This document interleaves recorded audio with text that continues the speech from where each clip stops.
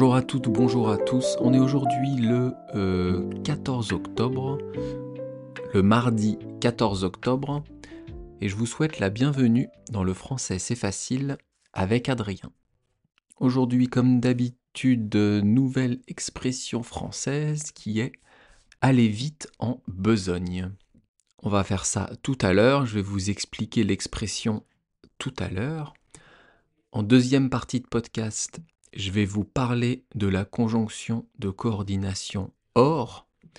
Hier, on a vu une chanson française, mais avant, on avait commencé à travailler les conjonctions de coordination. Donc on reprendra là-dessus. Et en début de podcast, en introduction, je vais vous parler un peu de concentration et de méthode de travail. Alors il faut savoir déjà que on n'est pas tous égaux quand il s'agit de capacité d'apprendre, de capacité de concentration. Chacun est différent, chacun fonctionne différemment. Il y a des personnes qui vont apprendre rapidement, d'autres qui vont apprendre un peu moins rapidement ou lentement. Il y a des personnes qui vont mettre du temps à apprendre quelque chose, et pour d'autres, ça va être rapide. Donc là-dessus, on n'est pas tous égaux déjà. Ensuite, il y a la méthode pour apprendre. Il y a des personnes qui peuvent travailler longtemps en étant concentrées, et d'autres personnes pour qui c'est compliqué. D'autres personnes pour qui c'est plus difficile. Il y a aussi le moment où vous allez travailler. Est-ce que vous préférez vous concentrer, travailler, apprendre le matin ou le soir? Est-ce que vous êtes plutôt quelqu'un qui va travailler facilement, qui va se concentrer facilement le matin ou facilement le soir? Ça, c'est différent aussi chez chacun.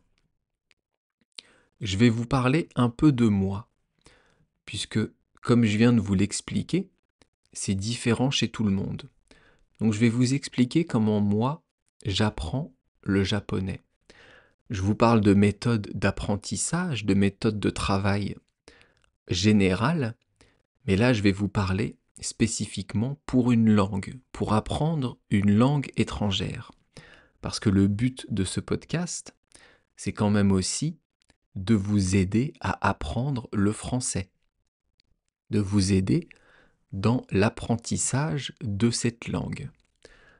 Alors je vous parle de quelque chose de concret, puisque je suis aussi en train d'apprendre une nouvelle langue qui est le japonais. Alors, comment je travaille? Déjà, je ne suis pas quelqu'un qui peut se concentrer longtemps. Je ne peux pas travailler, par exemple, 1 heure de suite en étant très concentré. Alors, je peux faire mon travail de tous les jours, mais pour apprendre, pour retenir, pour comprendre, 1 heure de suite entière, moi, je n'y arrive pas. Quand j'entends des personnes qui travaillent pendant 3 heures l'apprentissage d'une langue, qui apprennent intensément pendant 3 heures, je suis admiratif. Pour moi, c'est impossible. D'abord parce que je vais me lasser, je vais m'ennuyer de ce que j'apprends, et ensuite parce que je ne vais pas réussir à me concentrer aussi longtemps. Moi, j'ai besoin de temps de pause après avoir travaillé. Mais pas après avoir travaillé 3 heures. Après avoir travaillé 15-20 minutes. Je peux me concentrer 20 minutes et après prendre une pause de 5-10 minutes. Ça, j'y arrive très bien. Après, je vais retravailler 20 minutes et reprendre 5 minutes de pause. On va dire que j'ai, comme exemple, 1 heure pour travailler le japonais. Eh bien, je vais réviser pendant 20 minutes, puis je prendrai 10 minutes de pause où je ferai complètement autre chose. Je referai 20 minutes de travail de révision et encore 10 minutes de pause. Donc en fait, sur 1 heure, j'aurais travaillé 40 minutes. Mais 40 minutes de manière concrète, de manière intense, de manière efficace. Alors, j'ai la chance par contre d'apprendre rapidement, donc je n'ai pas besoin de beaucoup de temps pour apprendre. Donc je préfère prendre un temps plus court où je suis concentré et après prendre une pause. C'est plus efficace comme ça, c'est plus efficace pour moi de travailler de cette manière plutôt que pendant 1 heure être sur mon cours, être sur ma feuille et ne pas être à 100% efficace.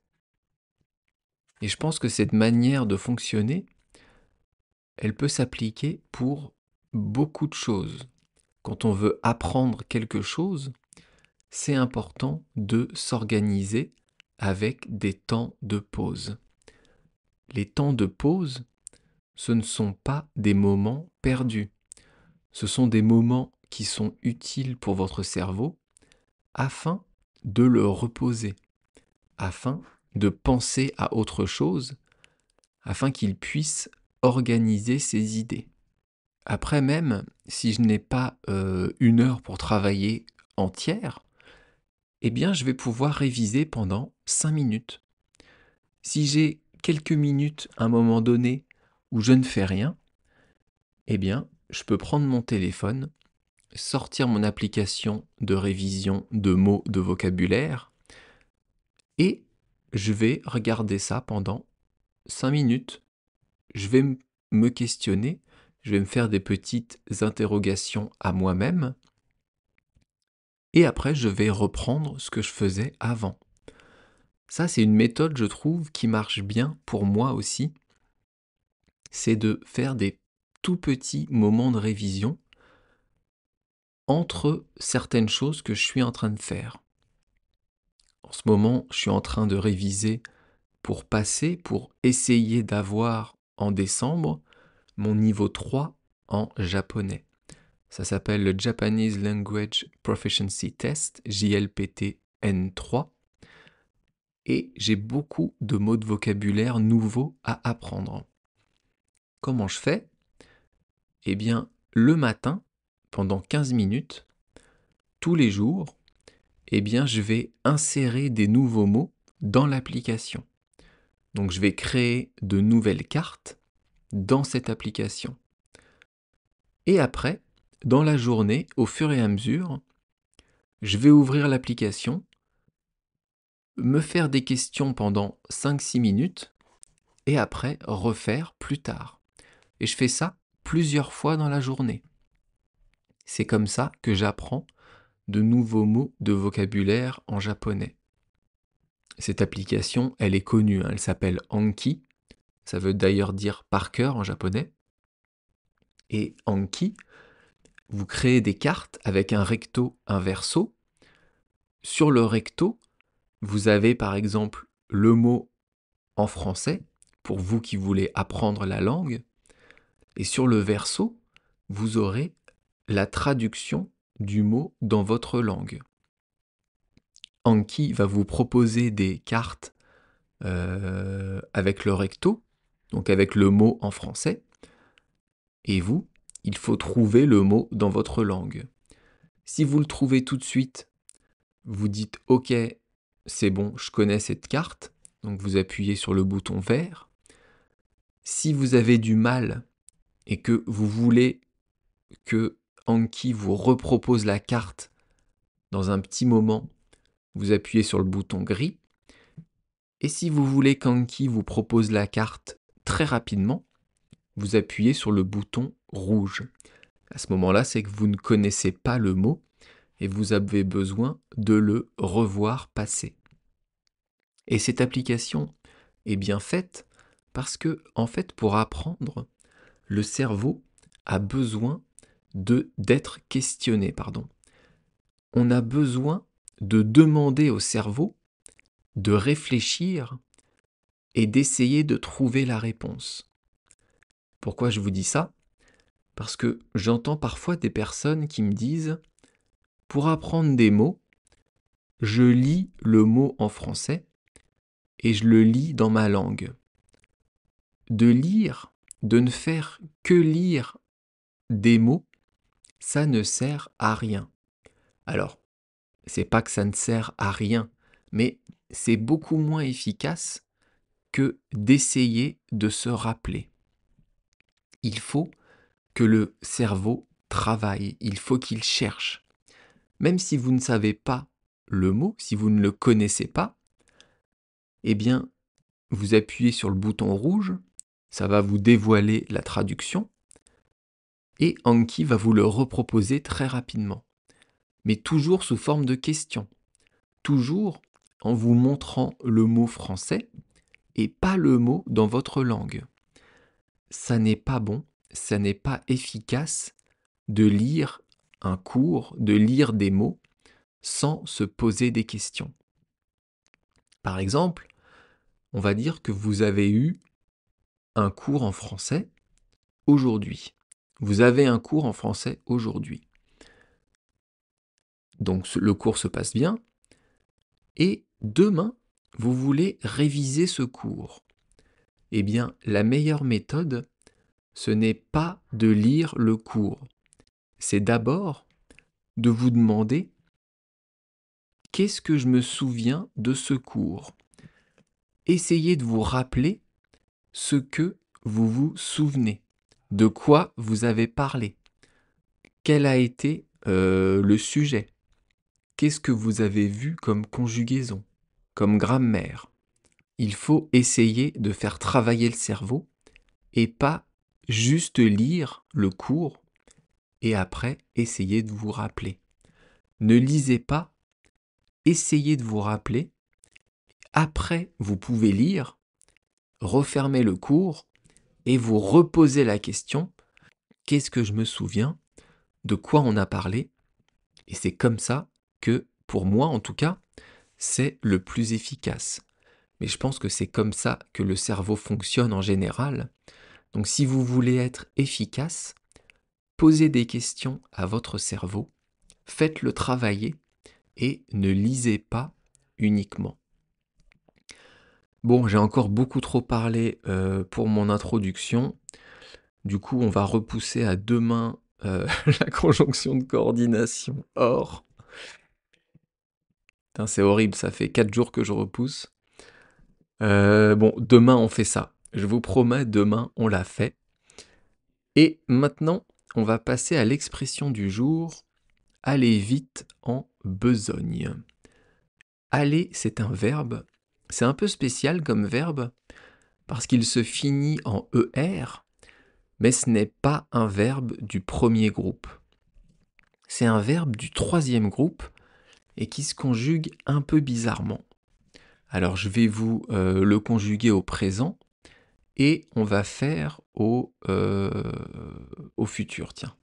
Aller au présent, ça donne je vais, tu vas, il va, nous allons, vous allez et ils vont. Vous voyez, c'est un peu spécial comme conjugaison. Et au futur, c'est quasiment plus simple que le présent. Aller au futur, ça donne j'irai, tu iras, il ira, nous irons, vous irez et ils iront. Ok, donc ça c'est le verbe aller, ça veut dire que vous allez vous déplacer quelque part. Ça c'est l'emploi le plus basique d'aller. Par exemple, je vais à l'école. Il va au marché. La vais et va, c'est le verbe aller qui est conjugué au présent. Mais il y a aussi beaucoup d'autres emplois pour aller. On ne va pas tous les voir aujourd'hui parce que ça sera trop long. Donc retenez juste le fait de se déplacer quelque part. On peut juste aussi peut-être parler du fait d'aller bien. Je vais bien, ça veut dire que je me sens bien, je suis en forme. Quand on dit comment tu vas, eh ben c'est le verbe aller. Et votre réponse, ça va bien, merci. Et là encore, c'est le verbe aller. Bref, on continue avec l'expression aller vite en besogne. Vite ici, c'est un adjectif. Ça veut dire rapide. C'est le contraire de lent. Par exemple, si je parle comme ça, je parle un peu trop vite. Alors que si je parle comme ça, je parle trop lentement. Donc vite, c'est rapide. Et les deux derniers mots de l'expression, en besogne. La besogne, c'est ce qui doit être fait dans le travail. C'est donc votre travail, mais la partie qui est nécessaire, qui est difficile, qui est compliquée. Quand on parle d'une besogne, c'est quelque chose qu'on doit faire, mais qu'on n'aime pas forcément faire. Je suis sûr que dans votre travail, il y a une partie que vous aimez, enfin j'espère, et une partie que vous n'aimez pas. Eh bien, la partie que vous n'aimez pas, c'est la besogne, c'est la corvée. C'est quelque chose qui doit être fait, mais vous n'en tirez pas de plaisir. C'est difficile, c'est compliqué. On dit aussi fastidieux. Alors ça veut dire quoi, aller vite en besogne? Eh bien ça veut dire aller trop vite. Ça veut dire faire les choses trop rapidement sans forcément faire attention. Ça veut dire être expéditif, être trop rapide. Par exemple, eh bien c'est simple comme exemple, on va reprendre ce que je viens de vous dire sur le travail, sur la partie que vous n'aimez pas dans le travail, et donc vous avez des dossiers à classer.